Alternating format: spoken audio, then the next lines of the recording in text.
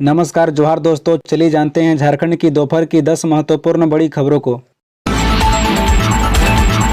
Dhanbad division के 15 स्टेशनों का होगा कायाकल्प। हर स्टेशन पर खर्च होंगे 10 से 15 करोड़ रुपए। बता दें कि अमृत भारत स्टेशन योजना के तहत धनबाद डिवीजन के करतास, गोमो समेत सभी 15 स्टेशनों को खूबसूरत बनाया जाएगा।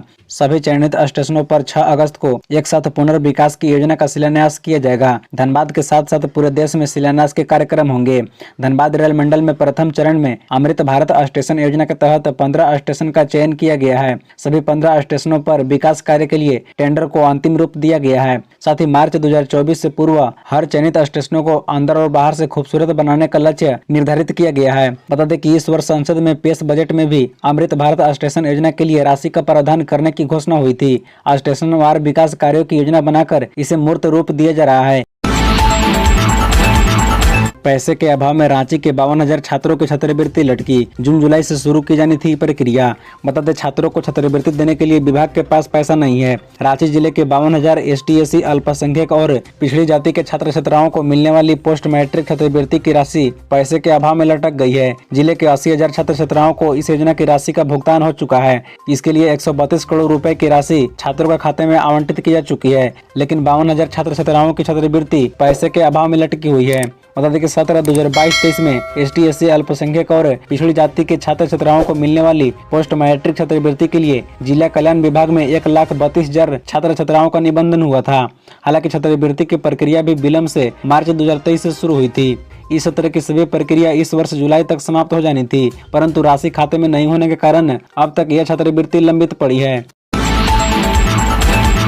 देश में हर साल बढ़ रही कोयले की खपत, इतने प्रतिशत हुई वृद्धि। हर साल भारत में औसतन 100 मिलियन टन कोयले की खपत बढ़ रही है। साथ ही घरेलू कोयला उत्पादन में लगातार वृद्धि हो रही है। पिछले कुछ वर्षों में कोयला उत्पादन में बड़ा छलांग आया है। वर्ष 2022-23 में कोयला उत्पादन लगभग 58% की वृद्धि के साथ वर्ष 2013-14 के 565.77 मिलियन टन की तुलना में 893.19 मिलियन टन रहा। यह जानकारी कोयला मंत्री प्रहलाद जोशी ने राज्यसभा में दी है।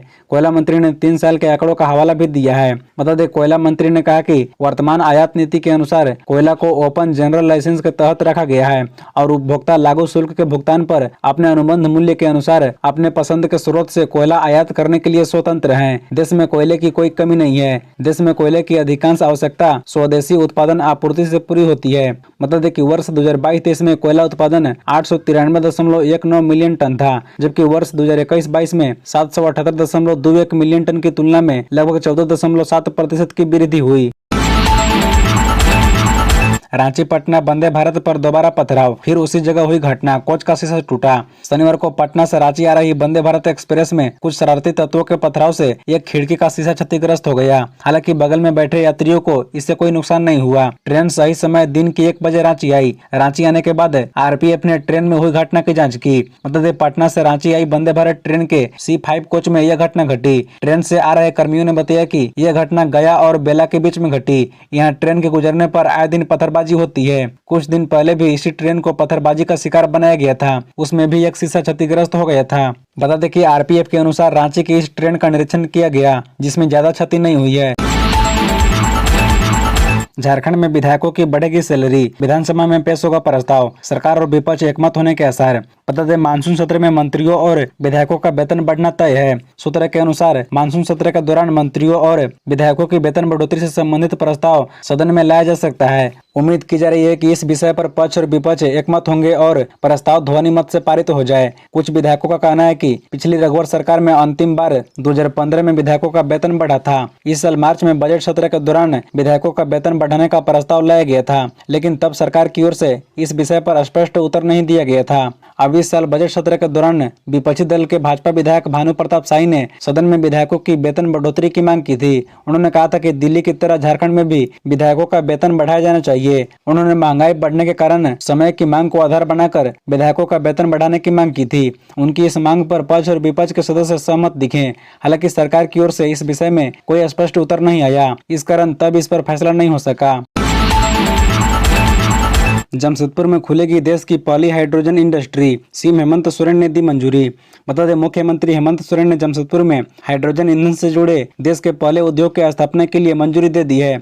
मुख्यमंत्री की इस पहल के बाद देश में जल्द हाइड्रोजन ईंधन से भी वाहन चलेंगे। ईंधन निर्माण की इकाई स्थापित करने के लिए सिंगल विंडो क्लियरेंस कमेटी और हाई पावर कमेटी की मंजूरी की प्रत्याशा में इस प्रस्ताव पर TGESPL के साथ MOU हस्ताक्षर करने के प्रस्ताव पर सीएम ने सहमति दे दी है। इसके लिए प्रस्तावित निवेश 354.28 करोड़ है। इस कार्य में हाइड्रोजन इंजन बनाने की नवीनतम तकनीक का उपयोग होगा। टाटा मोटर्स और कमिंस इंक TCPL जमशेदपुर में स्थापित होने वाले उद्योग में हाइड्रोजन आंतरिक दहन engine, flow agnostic engine, advance chemistry battery, H2 fuel cell और H2 फ्यूल डिलीवरी सिस्टम के तहत इंजन बनेगा।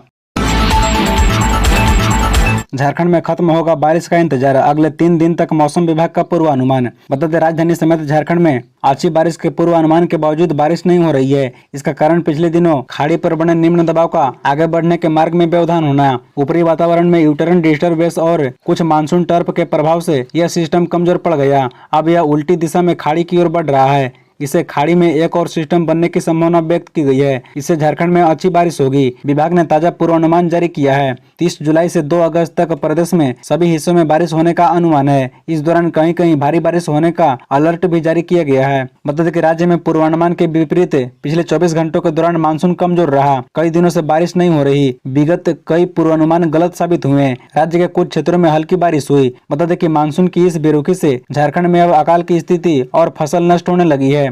ऐसे में आने वाले समय में पूरे राज्य में बारिश होने का ताजा पूर्वानुमान भी अधर में लटका हुआ है।